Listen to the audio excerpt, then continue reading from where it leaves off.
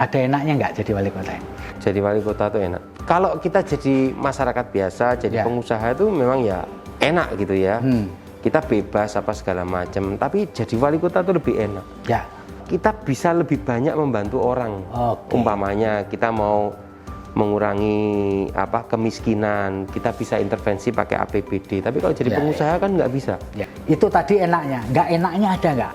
Ya nggak enaknya kan paling ya dinyinyirin orang, dikira korupsi, kayak gitu-gitulah. Kadang-kadang kan keluarga jadi gimana? Gitu ya. Kok ada tuh orang ngomong kayak gini? Ya tapi biasa kan yang namanya menjadi pejabat publik itu kan ya harus berani dikritik lah, harus terima dikritik ya. Apa sih dampaknya buat kota Kediri adanya bandara internasional yang akan datang itu, ada dampaknya nggak menurut Mas?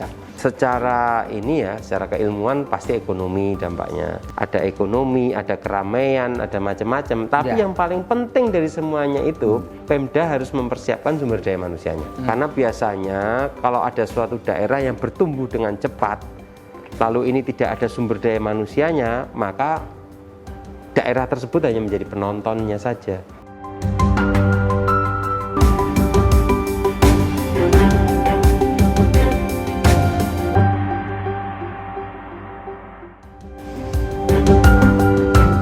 Hai Tribuners, ketemu lagi dengan saya Feby Mahendra Putra, Direktur Pemberitaan Tribun Network. Kali ini saya berada di kantor Wali Kota Kediri, Jawa Timur. Kantornya Pak Abdullah Abu Bakar yang akrab dipanggil Mas Abu. Kita nanti akan ngobrol dengan Pak Wali Kota Kediri mengenai PPKM darurat dan PPKM level 4 yang berlaku di seluruh Jawa dan Bali, termasuk juga tentu saja di Kota Kediri. Beliau masih muda, Pak, umur 41 tahun. Mari nanti bersama-sama mengikuti obrolan saya dengan Mas Abu, Wali Kota Kediri.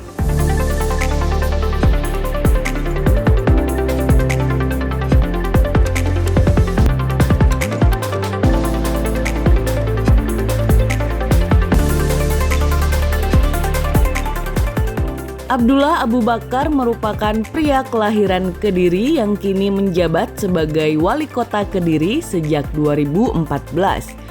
Wali Kota Kediri ke-15 ini pernah menggeluti beberapa bidang pekerjaan sebelum terjun di dunia politik dan menjadi birokrat.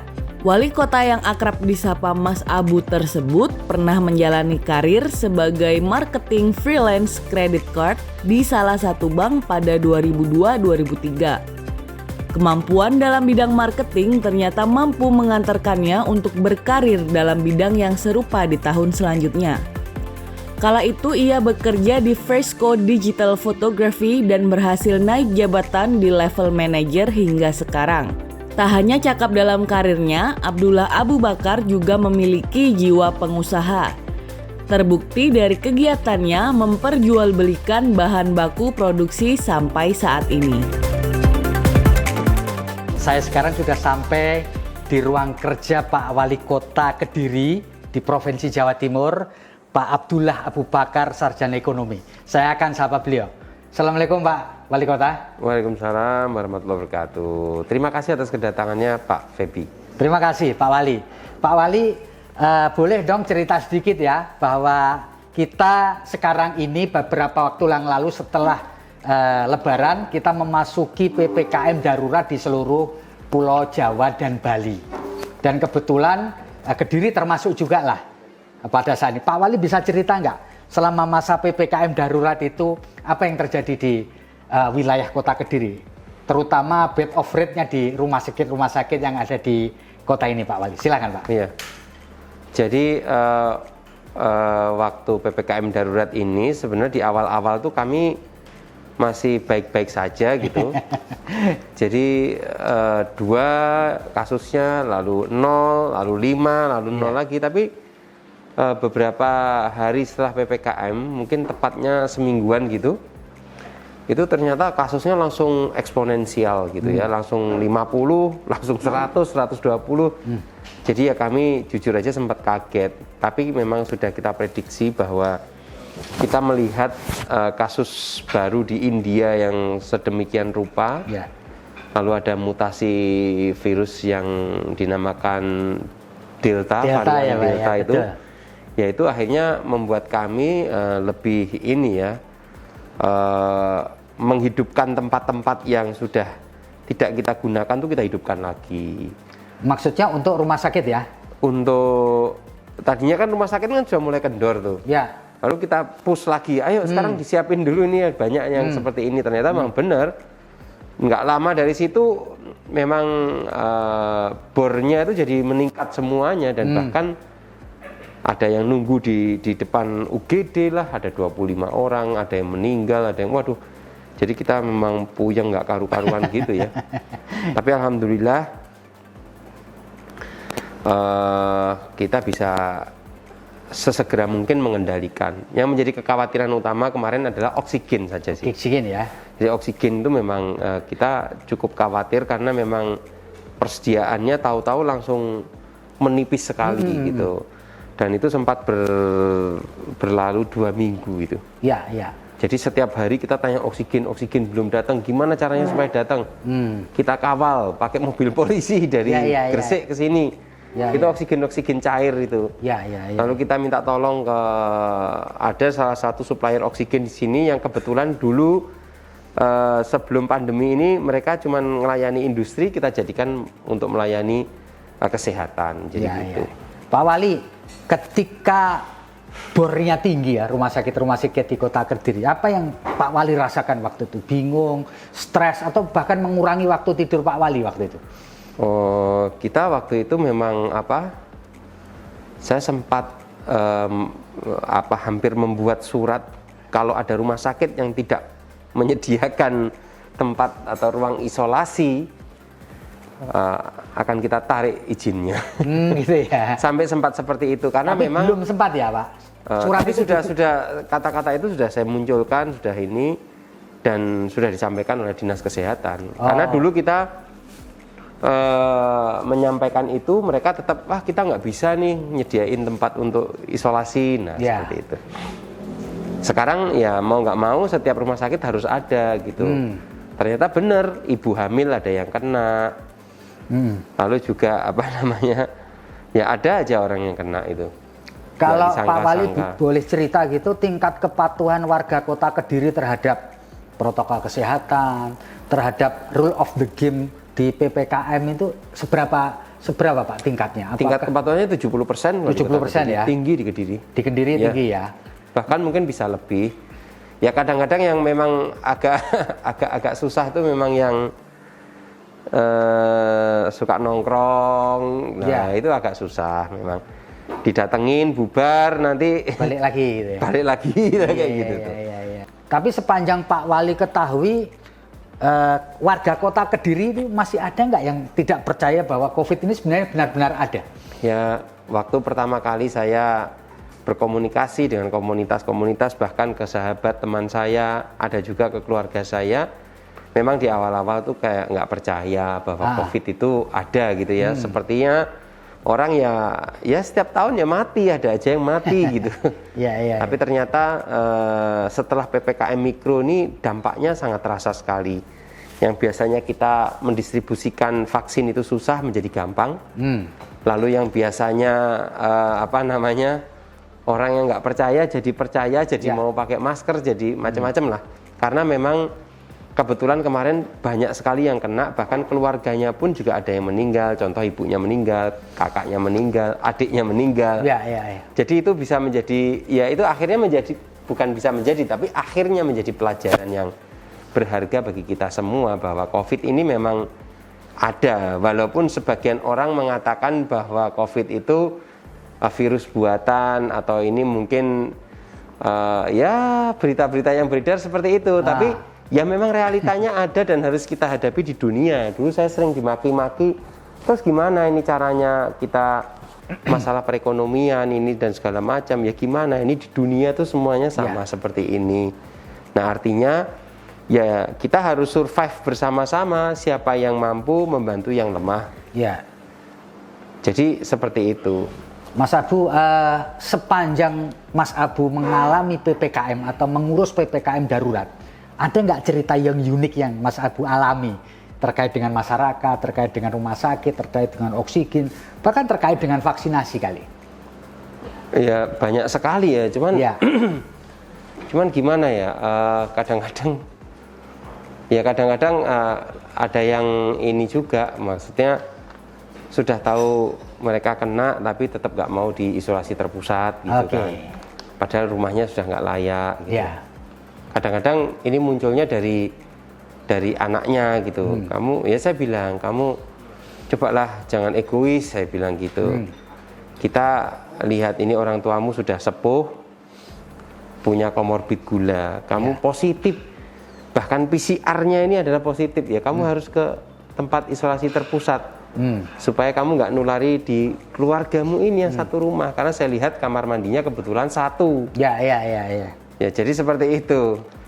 Kejadian-kejadian itu sih sebenarnya bukan lucu bagi saya, tapi lebih sangat menyentuh sekali di hati ya. Kayaknya ya kita hampir nangis saja ngelihat seperti itu gitu. Terus mereka menitipkan kepada kita, terus ada yang meninggal gitu kan, aduh gimana gitu. Ya. Mas Abu, salah satu ikhtiar yang dilakukan banyak negara termasuk Indonesia adalah vaksinasi. Memang tidak menjamin vaksinasi itu membuat orang kebal terhadap virus. Yang ingin saya tanyakan kepada Tapi Pak, tetap vaksinasi itu Betul. menurunkan angka kematian. betul. Yang ingin saya tanyakan, berapa persen Mas Abu Vaksinasi di kota vaksinasi yang sudah dilakukan di kota Kediri ini? Kalau vaksinasi di kota Kediri itu yang dosis pertama itu sudah 67,92%. 67,21%. Untuk 67,9%. 9% ya. Hampir 68. Ya. Lalu yang dosis kedua itu 42,83%. Iya, 42. Dan kita punya target nggak Pak Wali? Bahwa sisanya itu mau kita selesaikan kapan gitu, ada target nggak untuk kota Kediri? Targetnya sih kita ngabisin vaksin yang diberikan oleh pemerintah pusat. Dan saya berikhtiar, berkomitmen, ya semua warga harus divaksin. Jadi kalau diangkakan untuk wilayah kota Kediri ini berapa yang harusnya atau mendapatkan Yang sekarang ini 150.000 orang sudah divaksin. ribu orang ya. Dari jumlah kurang lebih 200-an. 200 penduduk. 200 itu 200 ribu ya. Anggap aja yang 17 tahun ke atas. Ya. Yang 12 kita belum hitung, 12 tahun ke atas ya kurang lebih mungkin tambah kira-kira 50-an ribu. So far di antara orang-orang yang harusnya kita vaksin, ada nggak yang resisten, Mas Abu? Yang nggak mau gitu. Di luar mereka yang karena alasan kesehatan ya. Apakah ada yang autoimun, itu ada yang nggak boleh. Berarti kan namanya. dia punya alasan medis ya? Ada alasan medis dan ada juga yang dia menunggu. Contohnya ada yang nunggu Moderna, ada yang nunggu Pfizer, nah seperti itu ada. Gitu. Ada, tapi kecil sekali yang nunggu. Iya. Yang sama sekali nehi nggak mau ada nggak? Karena alasan di luar alasan klinis. Misalkan dia nggak percaya bahwa vaksin ini aman. Ada, tapi meninggal akhirnya.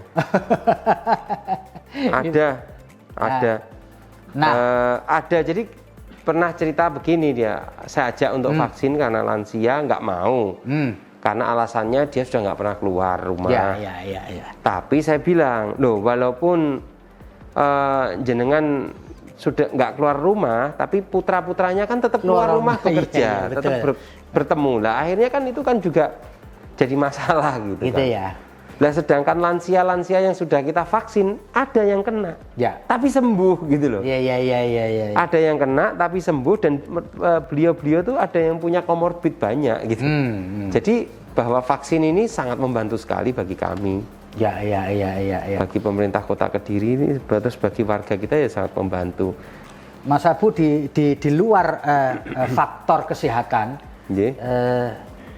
pandemi COVID-19 ini juga nyasar pada perekonomian tentu saja. Betul. Sudah pasti di mana-mana. Nah, bagaimana ini supaya warga Kota Kediri ini tidak sampai mengibarkan bendera putih seperti di tempat-tempat lain. Gua sudah nyerah, ekonomi gua udah nggak tahan kalau PPKM berlarut-larut dan berlanjut-lanjut kayak begini. Gimana itu Mas Abu? Dari awal 2020 itu saya dan teman-teman di Pemkot ini mencoba mendorong pelaku UMKM di Kota Kediri ini Ya. untuk merubah market share-nya. Kalau yang tadinya market share-nya adalah di Kota Kediri dan sekitarnya, nah kali ini saya dorong mereka untuk go digital gitu. Mereka harus merubah polanya, kebiasaannya untuk jualan di marketplace. Nah, kita panggilkan waktu itu Tokped kalau nggak salah ya, Tokopedia kita panggil, Grab kita panggil, Gojek kalau nggak salah juga kita panggil, supaya teman-teman di UMKM ini bisa menerima algoritmanya bagaimana, cara motonya bagaimana, macam-macamnya bagaimana, supaya nanti kalaupun pandemi ini nanti panjang dan berkelanjutan, mereka sudah terbiasa dengan hal itu. Dan alhamdulillah beberapa sudah banyak yang berhasil. Ya. Selain mereka saya ajarkan untuk berjualan di sosial media. Oke. Kalau yang besar-besar kita masih kita menganggap mereka mampu untuk menghidupi dirinya sendiri atau mampu untuk survive sendiri lah, yang besar-besar, yang industri besar gitu ya. Mampu untuk bagaimana mereka bisa melanjutkan survival ya, walaupun mereka. tertatah-tatah ya, semua kan terdampak gitu. Ya. Cuman yang kemarin kita ini tuh adalah yang IKM dan UKM. Ya. Itu seperti itu. Ya. Mas Abu sebagai bagian dari pemerintahan kan tentu kesana kemari lah, aktivitasnya kenceng gitu ya. Nah, bagaimana upaya Mas Abu selain menjalankan protokol kesehatan untuk tidak terinfeksi? Karena banyak kepala daerah juga yang melakukan protokol kesehatan tetap terinfeksi, kemudian harus menjalani karantina gitu. Nah, selama ini apa yang Mas Abu lakukan untuk itu? Apakah swab setiap seminggu sekali atau apa gitu? Enggak sih, saya kalau melakukan swab itu biasanya dapat kabar kalau orang yang bertemu dengan saya terus kena gitu. Oke. Lalu saya berinisiatif sendiri untuk nge-swab gitu. Oke, tapi tidak dilakukan skala berkala gitu ya? Enggak, seminggu sekali swab, baik itu antigen maupun PCR enggak ya? Enggak. Untuk asupan ada sesuatu ya, khusus? Kalau asupan saya menambah protein aja sih. Oh, menambah protein putih aja. telur kayak gitu-gitu. Nah, untuk Ikan, ini ya? ya. Atau mandi matahari enggak? Saya enggak. Oh, tidak. Karena aktivitas saya bersepeda, saya kira juga sudah cukup kena matahari gitu. Oke, jadi dengan bersepeda itu ya? Ya, tapi saya olahraganya itu bersepeda. Sama artinya mandi matahari aja, juga ya? Kalau bersepeda kan podo koyo kepanasan gitu. Sama seperti itu sudah cukup lah menurut saya. Iya. Sudah gosong. Ya.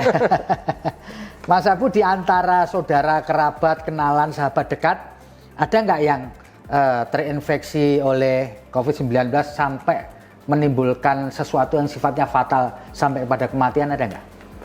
Yang kematian ada nenek saya. Oh, memang karena COVID atau karena faktor lain?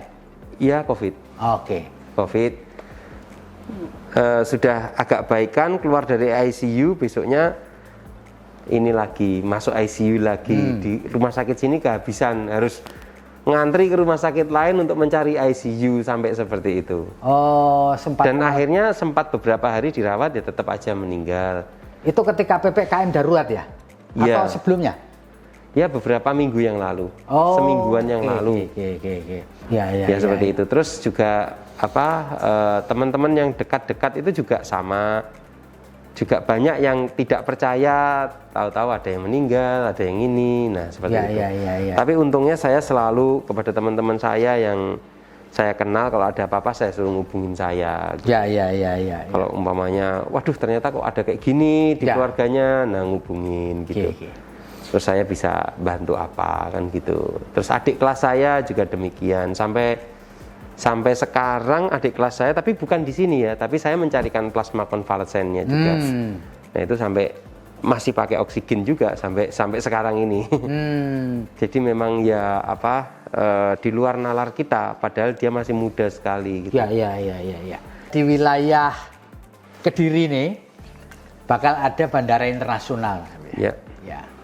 Nah, menurut Mas Abu, apa sih dampaknya buat kota Kediri adanya bandara internasional yang akan datang itu? Ada dampaknya nggak menurut Mas Abu?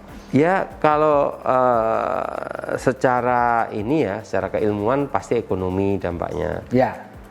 Yang juga perlu disiapkan di Kota Kediri ini sumber daya manusianya. Gimana maksudnya Mas Abu? Artinya dampaknya ada apa enggak? Dampaknya ada.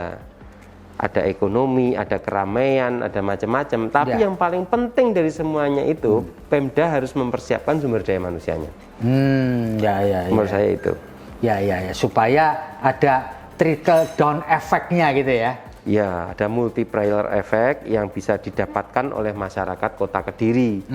Karena biasanya kalau ada suatu daerah yang bertumbuh dengan cepat, lalu ini tidak ada sumber daya manusianya, maka daerah tersebut hanya menjadi penontonnya saja. Ya. Tapi beda kalau kita sudah mempersiapkan sumber daya manusianya. Artinya pendidikannya kalau sudah lebih tinggi, maka pasti nanti pekerjanya akan ngambil di daerah setempat, nggak usah cari jauh-jauh kan seperti itu. Ya. Itu menurut saya sih itu. Betul.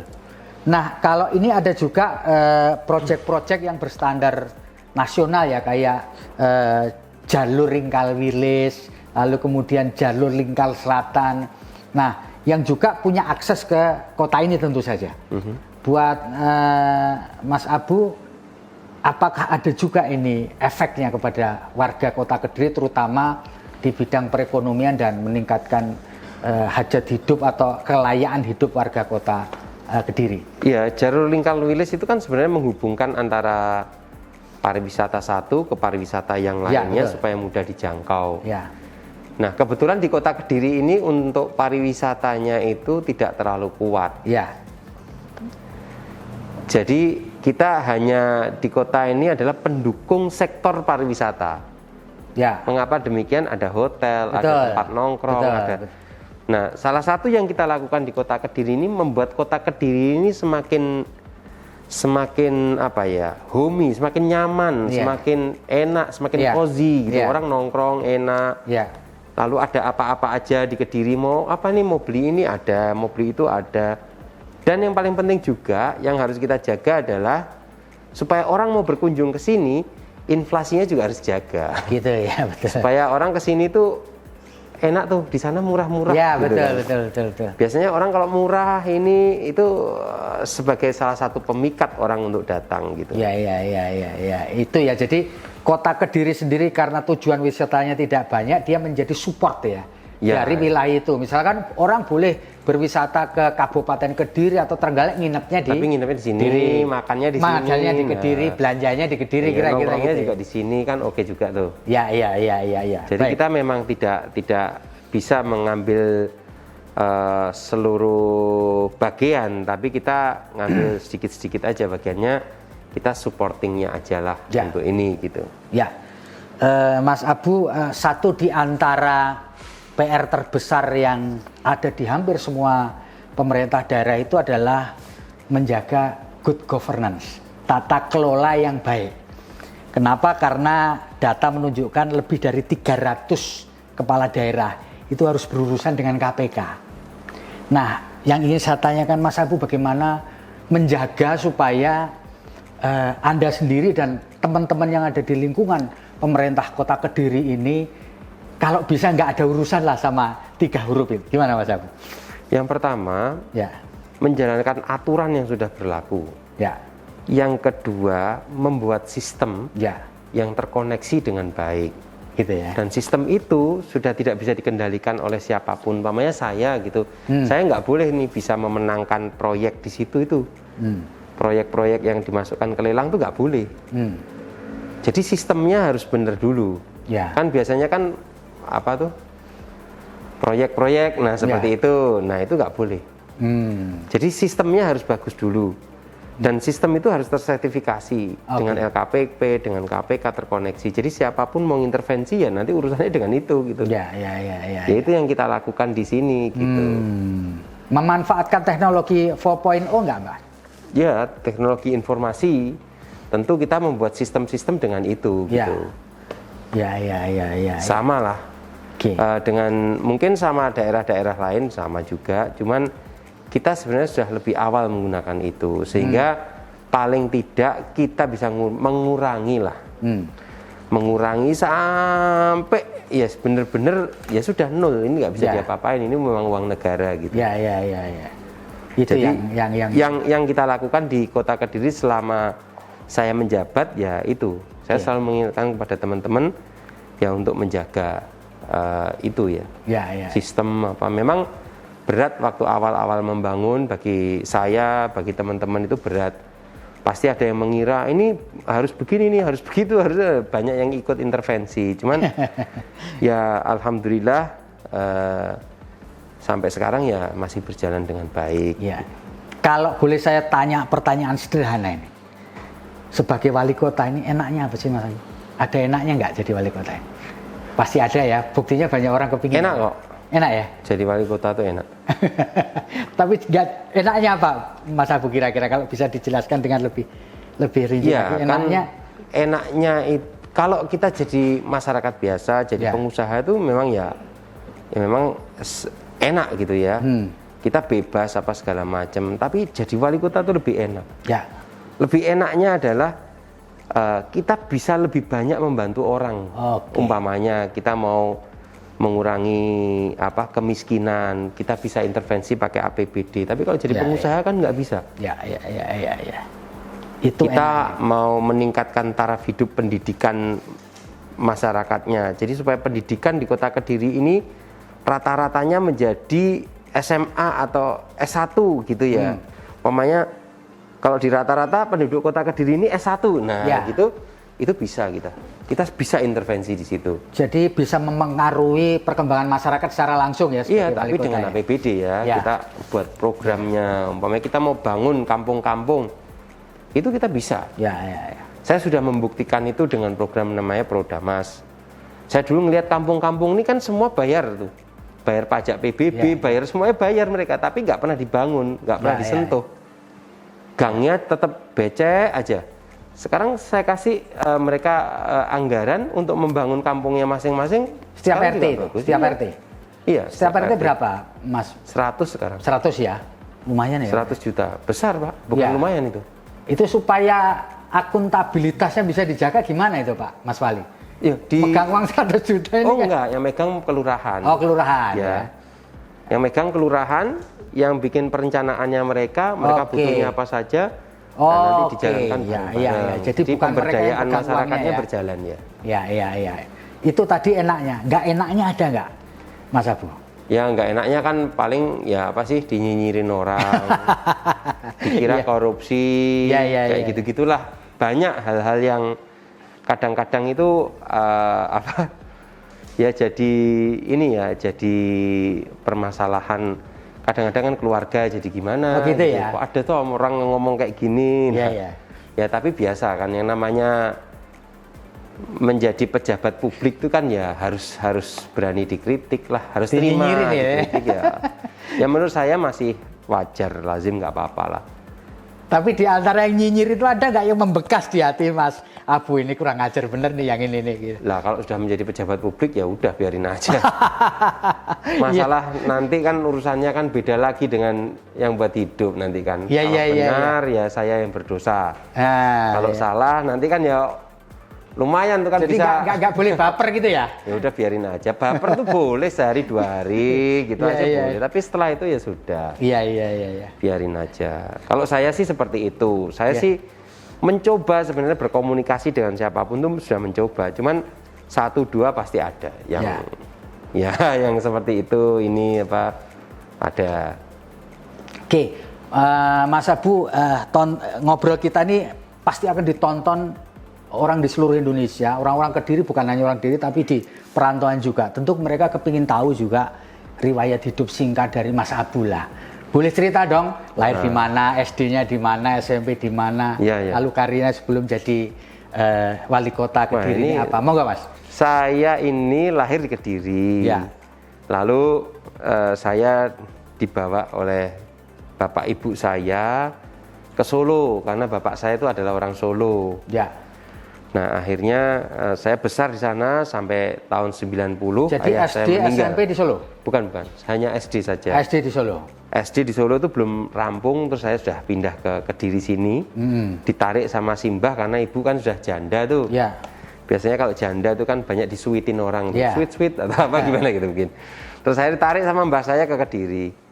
Setelah ditarik ke Kediri, ibu saya sebenarnya sudah saya suruh untuk menikah, mungkin karena saya waktu itu berpikir, wah ini ibu saya ini sudah hanya 11 tahun saja usia pernikahannya. Lebih baik kan kalau bisa menikah kan masih muda lah pada saat itu menurut saya. Tapi ternyata ibu saya memilih untuk membesarkan kedua anaknya. Ya sudah, akhirnya saya dibesarkan di Kediri sampai dengan SMA. Jadi di SMP mana, Mas Abu? SMP 3 saya. SMP 3 Kediri. Saya di SMA-nya? SD Ndoho sini, SMP 3, lalu SMA 1, lalu setelah itu saya sekolah di Jogja. ATK ya Jogja dan di STI YKPN Jogja. Setelah lulus kuliah, karirnya? Setelah lulus pas kuliah itu sebenarnya saya sudah, ya artinya sudah banyak bekerja. Saya pernah memasarkan kartu kredit, saya juga pernah jualan karena di daerah Manding Jogja itu, Bantul itu banyak orang jual kulit, bikin sabuk, bikin handicraft itu saya jual di sana. Ya. Lalu saya bikin studio digital imaging di Jogja. Sampai sekarang masih berjalan. Oh, masih berjalan ya? Masih. Lalu saya bikin usaha ekspor waktu itu, kulit yang sudah jadi itu. Sampai sekarang juga masih ada. Oh, masih jalan ya? Iya, Ekspor masih, ya? Iya. Lalu Mas Abu mulai Selain itu saya membantu keluarga saya. Oh. Keluarga saya di sini juga kebetulan punya perusahaan kulit. Saya juga membantu di situ. Tapi beda kulitnya. Kalau saya sudah hampir finish good gitu, jadi yang di sini ini hanya kulit setengah jadi. Jadi sebenarnya sejak muda itu sudah entrepreneurship-nya udah ada berarti ya? Ya, saya kebetulan dididiknya seperti itu, Pak, kebetulan. Ya. Karena di keluarga saya memang ya pedagang, jadi ya jatuhnya ya mesti gitu. Ya. Kalau bapak saya dokter, mungkin saya bisa jadi dokter. Ya. Lalu gimana ceritanya Mas Abu tertarik masuk ke dunia politik, lalu masuk ke dunia pemerintahan, pasti ada story-nya kan? Dulu waktu saya habis kuliah itu, setelah beberapa tahun itu, saya megang perusahaan keluarga di Kediri. Pada saat itu 2007-2008 itu ada namanya Pak Samsul Azhar ya, wali kota di sini itu dia sering rapat gitu dengan paman saya di Kediri, namanya Pak Abdul Bagi namanya. Nah itu rapat, akhirnya saya pinjemin tempat di situ. Oke. Karena di ruangan saya itu ada komputer, ada printer, ada internetnya juga, sehingga gampang mereka untuk ngeprint atau apa gitu ya. Ya udah di situ. Nah saya cuman minjemin aja, pada saat itu saya santai aja, nothing tulus, gak ada apa-apa kan. Ya setelah itu memang saya lihat data surveinya itu memang elektabilitas dan popularitasnya dikalahkan sama Iwan Budianto. Iwan Budianto itu dulu manajer Persiknya Kediri, menantunya Pak Wali Kota Masud di Kota Kediri itu. Nah setelah itu mungkin diskusinya dengan wah ini cerita nih Malian ya. Oh iya, nggak apa-apa. Dengan konsultan itu ya harus gimana cara melampaui elektabilitas tersebut gitu, dan popularitasnya. Kalau likabilitasnya sudah oke, tapi popularitas dan elektabilitas itu belum bisa.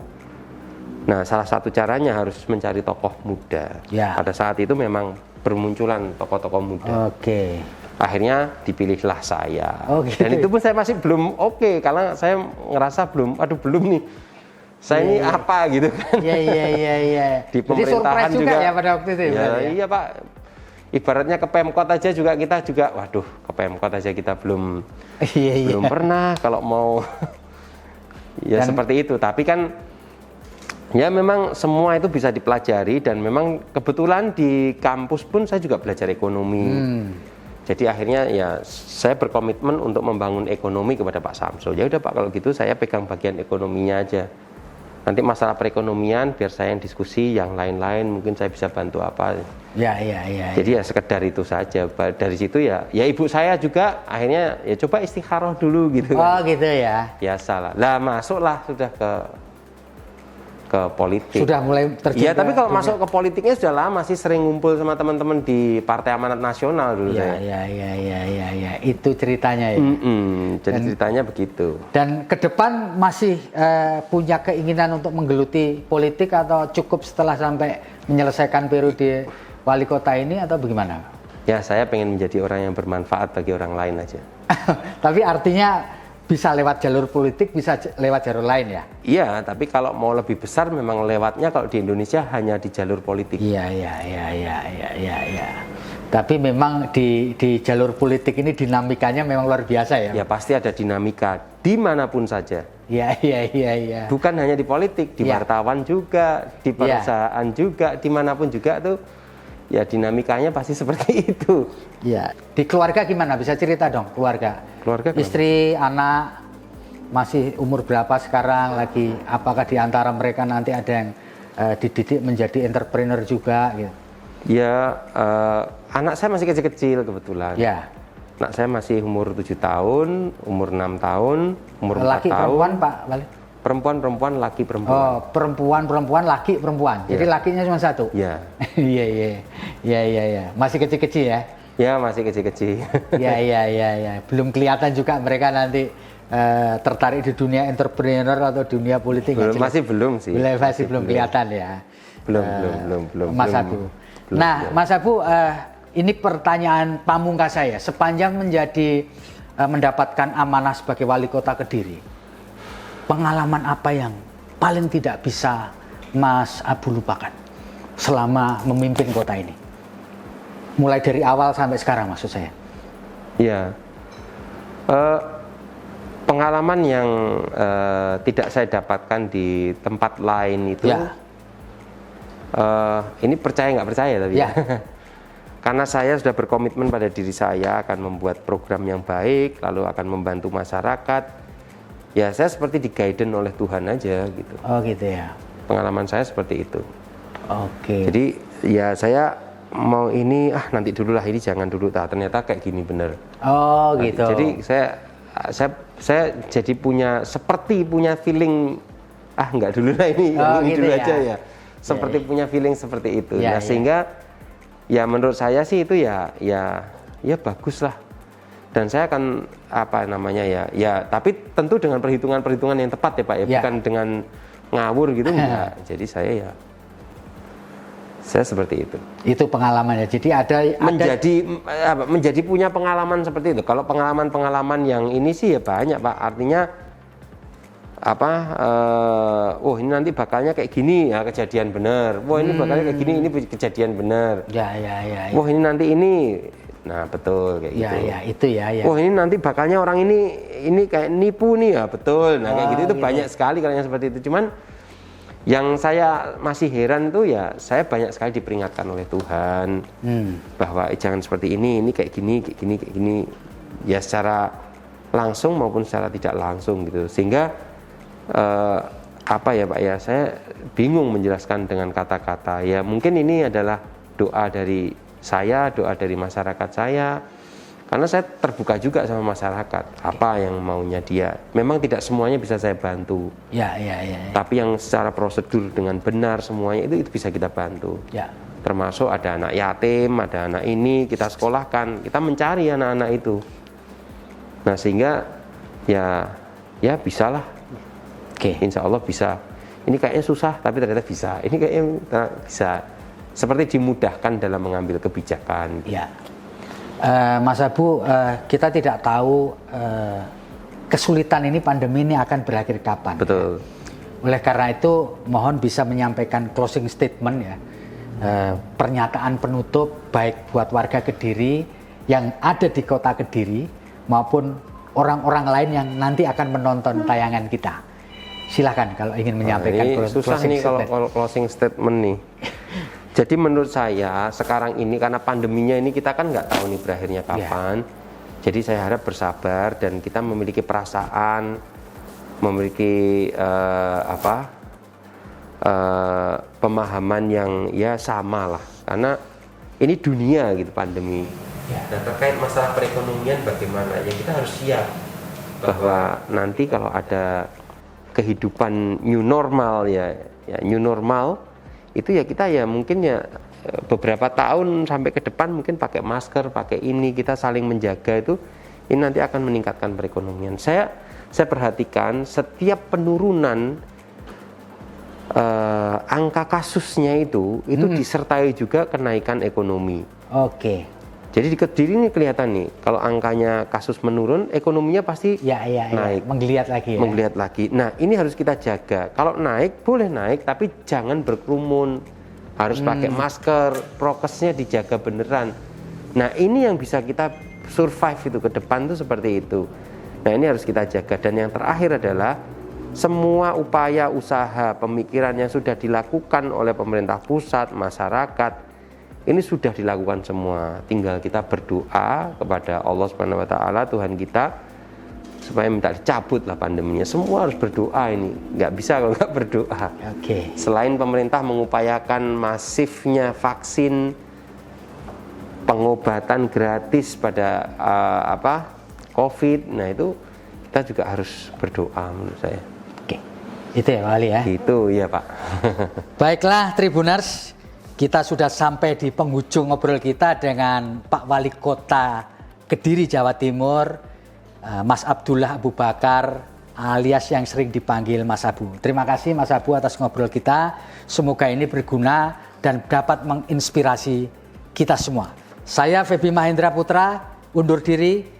Sampai bertemu lewat wawancara dengan tokoh yang lainnya.